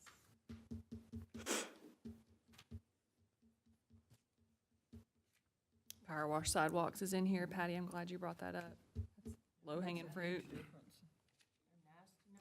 So not make them look abandoned. They can look vacant, but not Well, abandoned, like, it we're- also goes, yeah, exactly. it also goes on to say, kind of like the Peñas did with the Anderson building where they wrap the windows. Just even that, Yeah, totally different.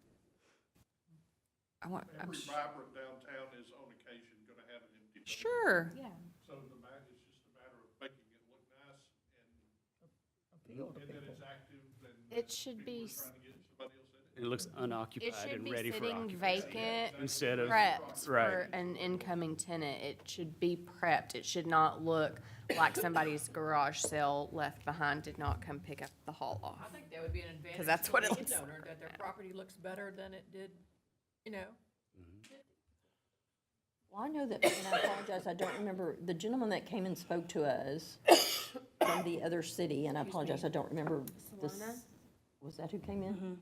And just even talked about when you drive in and there was the Valero sitting there, which is very lovely.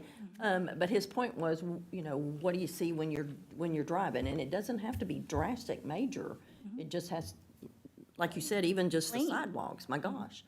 But I do agree that the vacant buildings need to not look vacant, or not look, We have Yeah, quite a abandoned few ghost vacant buildings. I'm telling you all what you know, but like this is the time to start ratcheting down on this because, yeah, we look up all of a sudden and there's a dozen vacant buildings downtown, and if we're not careful, they're gonna get dustier, dirtier, and it's tough to go in 5 years later and say, you gotta do something about Have you this. talked to other cities about how they handle the sensitivity with the ordinances in the vacant buildings? Yeah, I mean, most of your other cities recognize that, you know, people are just, they're gonna be upset with you. It's okay, you know, you're not gonna make everyone happy. And, I just think that y'all having staffs, back whenever we say, we're ready for that. It's okay, we're gonna upset people, we're going to push people to do things that they haven't had to do in the past. Change is very hard.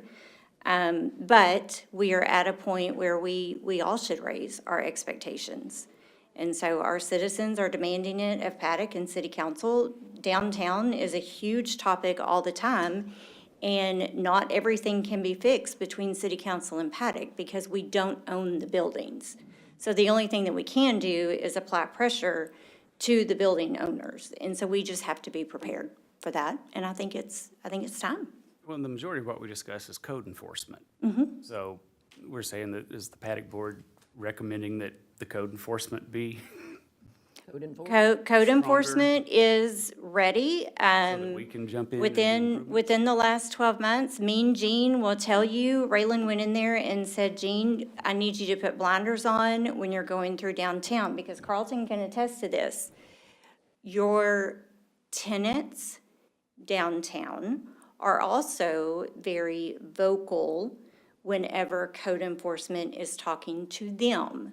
So, when I say it's sensitive, we walk a very fine line between trying to help the tenants, but you can't help the tenants too much because then they're scared the property owners are gonna raise their lease rates. please don't ever get on to anyone about a flutter sign, but then we don't like flutter, but then, you know, I hear that we need to do better on signage. I mean, it's just, it's we have a lot of different personalities that we're trying to iron out. And, but no, code enforcement is ready. We just have to be prepared for people being upset, and we're very used to that. It's okay, like, we're okay with people being upset with us. You know, having y'all's support in that will help tremendously. And I guess if it gets to the point of we're offering to cooperate with code enforcement. Absolutely. Someone saying we're not willing to spend that, then are we willing to work to get them up to code so that it doesn't look that way? Exactly, yeah. Thoughts on the downtown spring clean recommendation? I kind of like that. It's a whole month, right? April 1st through the 30th, 1st or through March the 30th. I mean, it'd be kind of cool on some of those vacant buildings to, let's go wash windows, let's do, you know, but we need them to kind of make some commitments too. Well, I mean, it can be pick these weeds, it can be pick up trash, it can be, you know, we can get the bank involved, we can get city staff, you know, not just cleanup staff, but city staff involved, our PADIC board, service clubs. I don't know, I've not done one of these before, but I'm sure there's a layout There is. for it. And it could be timed well with the landscape. Yes. Yeah. Yeah, whenever we have the plantings arrive, we can make a whole Saturday of it. And how cool just to get people downtown. Yeah. Again, even if you're washing or cleaning sidewalks or picking up trash or dog poop, whatever. But maybe we can partner it with like the May market, Okay. where we're already have something planned that Saturday, and we can, you know, we can bring the Hispanic Council back to the parking lot. I mean, there's a lot of things that we can do. So if we want to push for a May event, I can start organizing that. I know, I'm kind of thinking April, because are the April. plantings going to be here? yeah, I mean, we should plant in April. but Okay, yeah, so we'll that it do- looks good for the May market, ahead of Yes. the May market. All right, April event, got it. Okay. Other strategic plans for 2025? I don't know how high impact it is, but there's on page 6, there's the recommendation to wrap these, that's page 5 and 6, to wrap these like transformer boxes. So speaking of the gray transformer boxes that are in your packet and the comments that I get about the gray boxes that cover our brick planters, which were a very, very good idea. The brick needed to be protected. It would have cost a ton of money to replace the brick.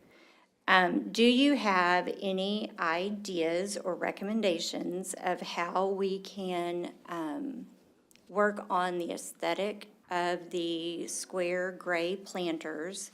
One idea that I had, and I would not want to do this with all of them, but we have that really great muralist who did the sidewalk paintings. We could have just simply spring flowers painted on all 4 sides. You know, I don't necessarily want it too busy. We could also look at painting them a different color, or we could say, we went with gray and we're sticking with gray. I just want to bring it up for conversation. We talk about it a lot on our side. Gray is a good background color It is. for plants, because it makes the plants pop. So I think what would happen is, if we put the right plants in those planters and crowd them up, and don't just put 2 pansies in a pot, there needs to be like 18 of them in there. With things spilling over. And when things spill, you know, light color planting, the problem is, the south side is shady, the north side is hot.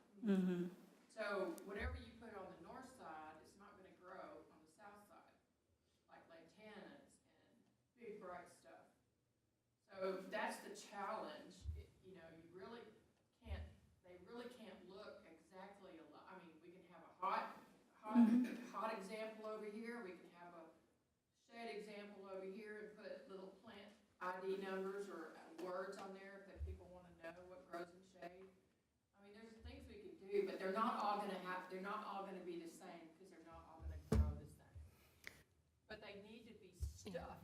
Well, and as for the boxes themselves, we picked something that was streamlined and modern looking. And I guess it kind of goes back to what I was saying about the hodgepodge of the buildings. Like, our downtown is just a little kitschy. And I would like to see, maybe not necessarily uniform, but just a little more consistency. And so I don't want to clutter up what we worked so hard to streamline. And if, I would leave them all alone if we added anything, maybe if there was some option for like some kind of solar light installed on the side of them. So I don't know if there's some kind of solar, something that could attach to the side that would uplight them. I would be interested in that, but in terms of like decorating them, I don't think we need to mess with that.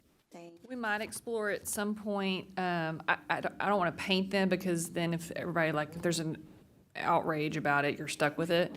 But the clean kind of panels, so like in here, they show the downtown temple sidewalk stickers.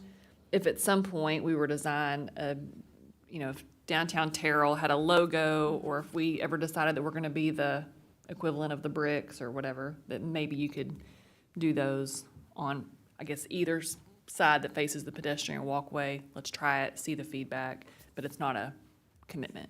I like the uplighting, the solar lighting. I will definitely get pricing on that. I just wanted in an open forum to discuss the gray boxes that cover. I'm glad you brought it up, yeah. I didn't like them when Leah. they first were there myself.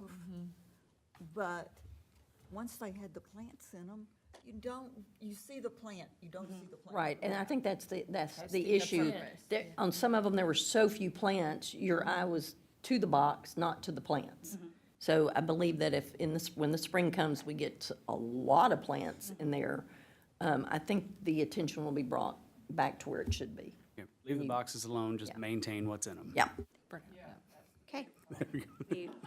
We have now just, thank you. I really needed that conversation.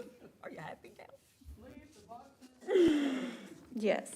Whatever y'all decided, I just wanted, well, PADIC said, because that's what I've been waiting to say, well, PADIC said. Do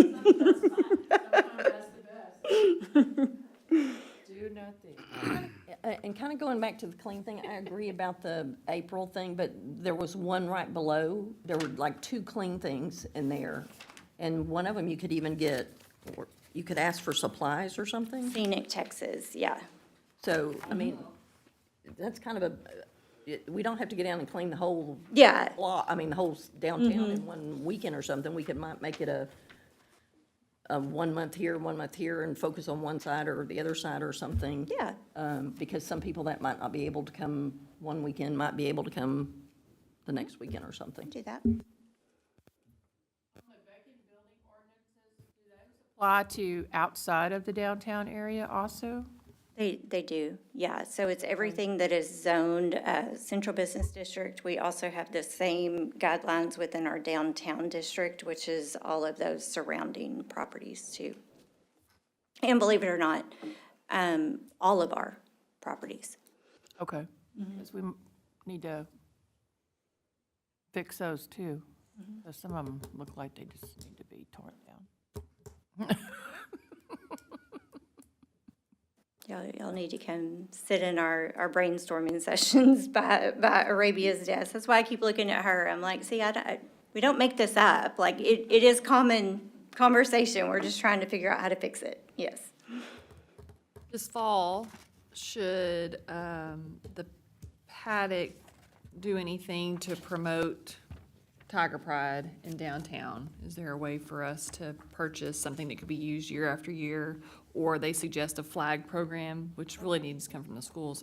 Page 11, it talks about, how big Friday night football and school sports are big in Terrell, maybe produce custom red and white flags for small businesses, hometown supporters to purchase as a fundraiser. Flags provide color and movement to downtown, selling them on an annual basis so people aren't putting out pink flags a year from now. I don't know that, I don't want to put that on Raylan's desk to do. I would love for a That could be a high school service club or high project. school. School. The high school did a few years ago. I bought one, I never got it. But, you know, the high school, that changes, those people change. Maybe it's a service club. I don't know. Well, and maybe this is a suggestion that I make to the small business group that meets at the chamber monthly. Like, you know, there are things that they could do as a group that could very easily be sponsored or helped out with, or, Or the Heritage Museum. Maybe that could be a fundraiser for them. Okay. so I'll be glad to just We don't drop have that. much Tiger Pride in downtown Terrell in the fall anymore, and I kind of miss the days of painting the windows and going to playoffs, but that's a big ordeal. I'm not suggesting that, but there's flags. Flags is like low hanging. That general spirit. Yeah. Yeah.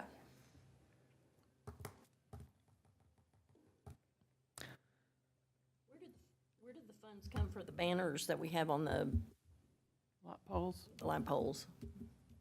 For the home tour, that came from Social Science Club. They updated those. The city purchases, I think we've got 3 different sets for different change-outs. So we try to update those some. Well, maybe that's an idea, that's not a PADIC because it's not a capital improvement, but maybe that's something we could ask the city to look into is in the fall, maybe they get Terrell Tiger banners for downtown lampposts to match our red lights that we're gonna have on Friday night. Oh, ooh. Red building. Yes, that is on my list. Red and white lights, yes, I've already been practicing those. Yeah, I would say on the banners, though, you need it on both sides. yes. Yes. Does that make sense? Because I think there was a banner that was put up, it was only on one side. And just because I like to use the phrase what PADIC said, how did y'all feel about whenever we had the banners, and then on the 120th sesquicentennial, we also had the flags that were put on every street.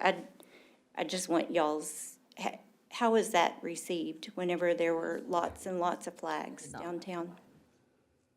Did you like the flags? I like the flags, yeah.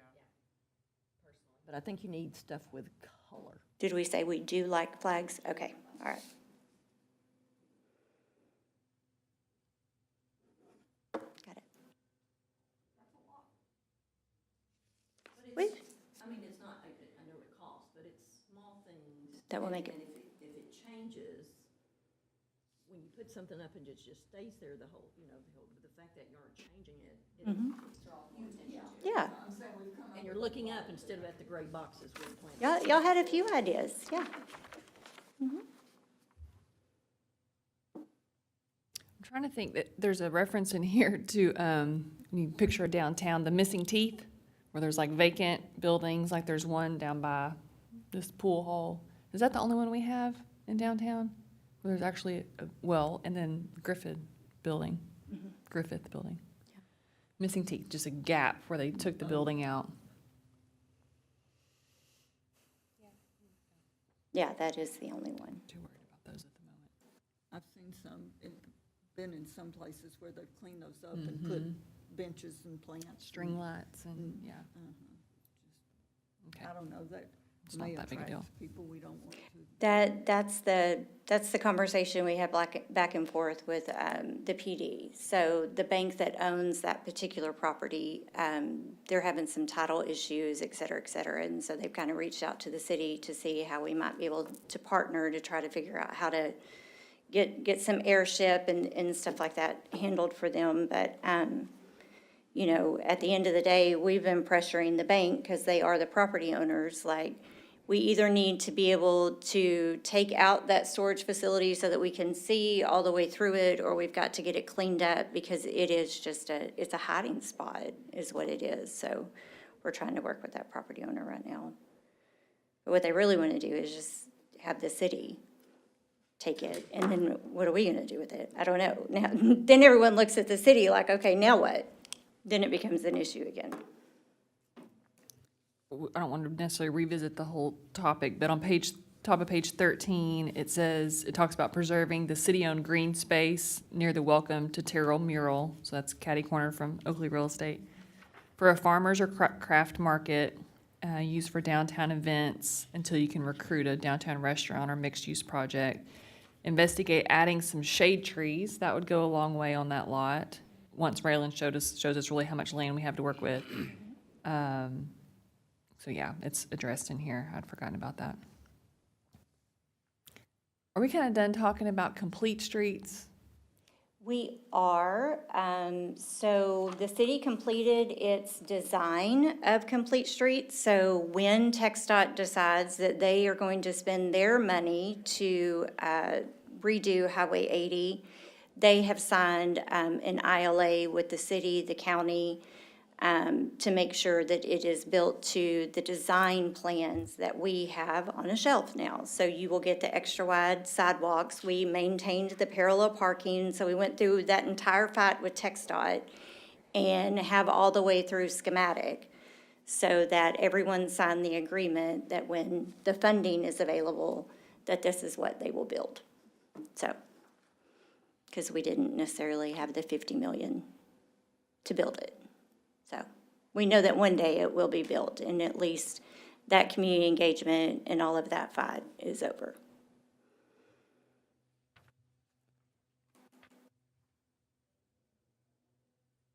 Note that the recommendations say that hotels and lodging are needed in and near downtown Terrell. One recent feasibility assessment that Mr. Sims has signed is we do have CBRE Real Estate, who has a hotel division. They are doing a feasibility study for downtown to see, what the ROI would be on a hotel, so that at least we have a study to present to potential future business developers in this area. Our next study that I'll recommend for the city will be the downtown living, what housing would look like downtown, because those are important numbers to be able to present to people who are looking at our buildings. So whenever that comes back, I'll make sure that y'all get a copy of that too. On page 17, the lower left-hand corner, picture that rail and rye, which appears to just be a projected light on a blank wall, is pretty cool. I would imagine not too expensive, and we got plenty of blank walls to play with downtown. I don't know how all that works, but keep that in mind as you're driving downtown. If we have it can be a welcome to Terrell. It can be it doesn't have to be for the business, but if there's a good place to do that. What about the parking lot wall here? Yeah. Because we were talking about the wall adding any kind of weight to it being a problem. Do we can we just project something onto it? No, I think that's a great idea. I can figure out what that is and get you some details on that. What is the status of Houston Smith's side of the building? Weren't they proposing a mural? Yes, and Allison was working with the artist, and has been for a while. I think they've got, potentially what the mural looks like. Houston asked about it. So, yes and no. I think Allison's been working with that artist for quite some time. The biggest thing is just making sure that's still the art piece that we want, the entrance, because but it's in the budget, yes, ma'am.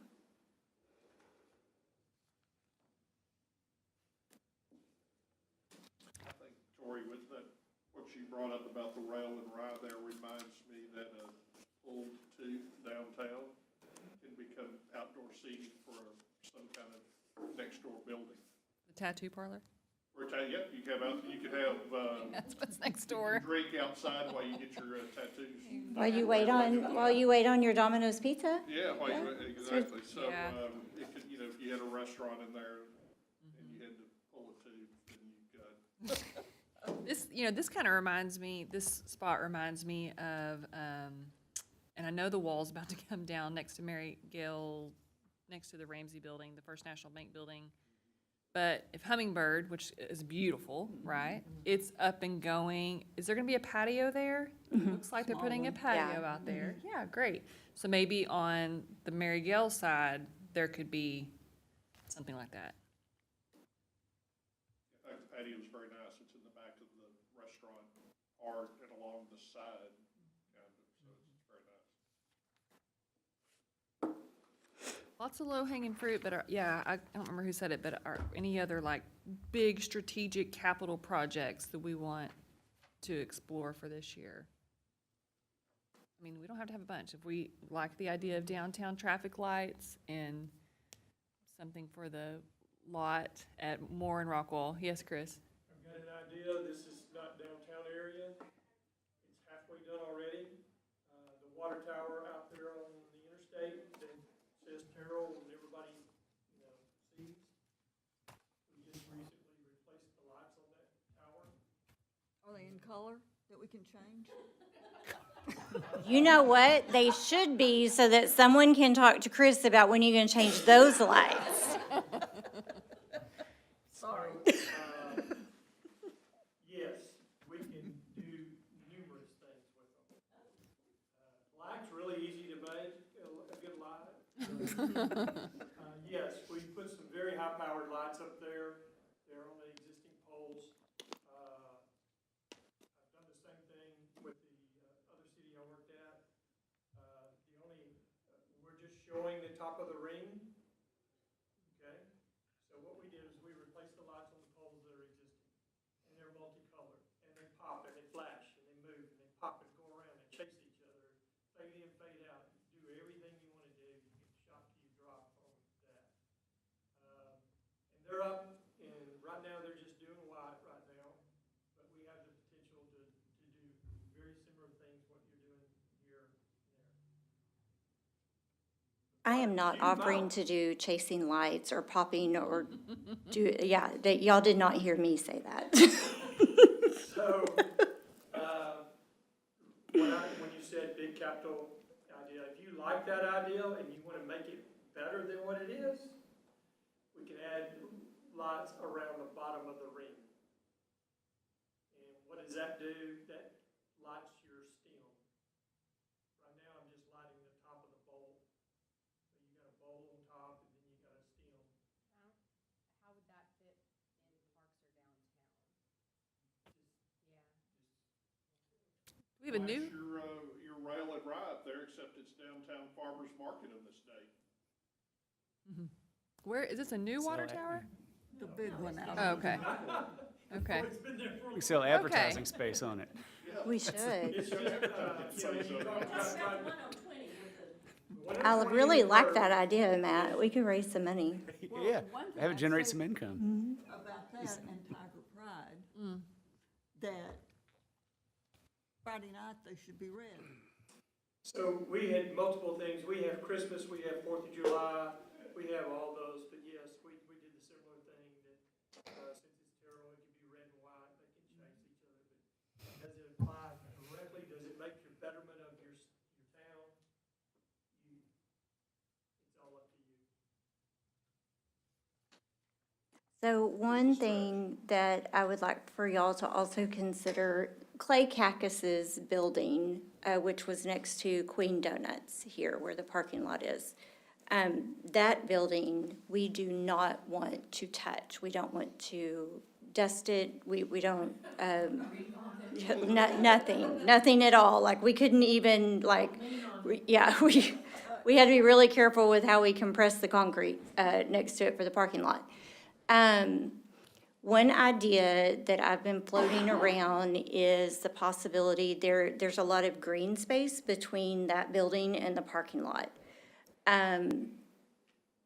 Possibly a digital billboard that instead of a mural or instead of having something that covers that wall, we could potentially have a billboard, which we pay a lot of money for advertisement for, where on just any day, it could be the standard logo, or we could go with a basic mural, but it also would be a great place for where we only advertise community events, whether that be Terrell ISD or the Chamber of Commerce or city events, downtown events. The TERS does put in additional money for marketing.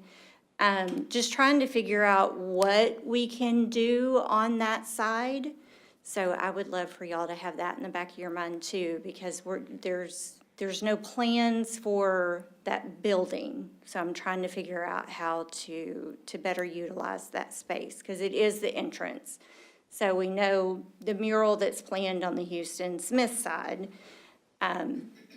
Just really think about that corner a little bit for me. Just need it to not look like a convenience store. And a digital sign is always going to trend towards that. So that's the rub that I have. We've got to, if we're going to do it, we've got to find a way to make it classy. Absolutely. Use that to do with the framing and the way it's. Yeah. You know what I mean? You can build a structure frame around it freestanding, so it doesn't look like it's just a, Yeah. toy. Yeah, no, I mean, it would definitely have to be designed Right. specifically for, not like that at all. Flash Terrell's over. Right. So anyway, I'm gonna be putting together some different thoughts for that, so that's probably gonna be a pretty big number too, that it's one of those entrance pieces. How wide did you say the green space was? We have approximately 6 feet of yard there. So we stayed way far away from the building. But you can use that. Yes, no, it is city property. We just moved the parking lot back so that we would have, You just couldn't rub against the wall. we don't touch the wall, no. All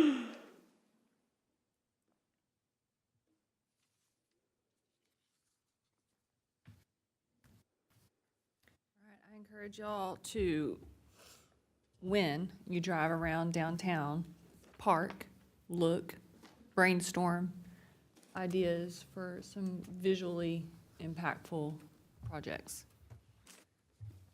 All right, anything else with our strategic plan discussion before we move on?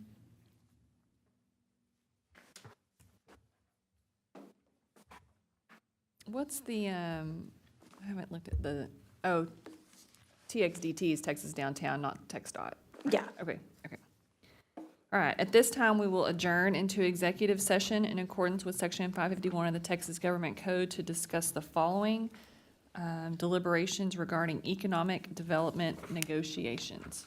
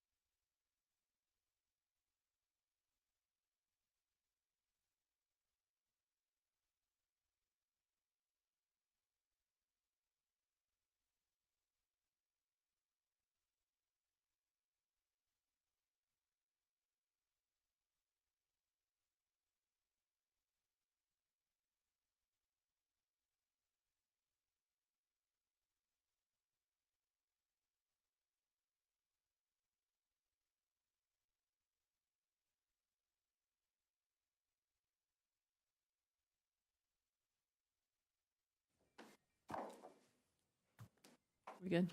This time, we will reconvene in a regular session. There's no action to be taken at this time regarding economic development. Is there any other business before we adjourn? Hearing none, I move to adjourn.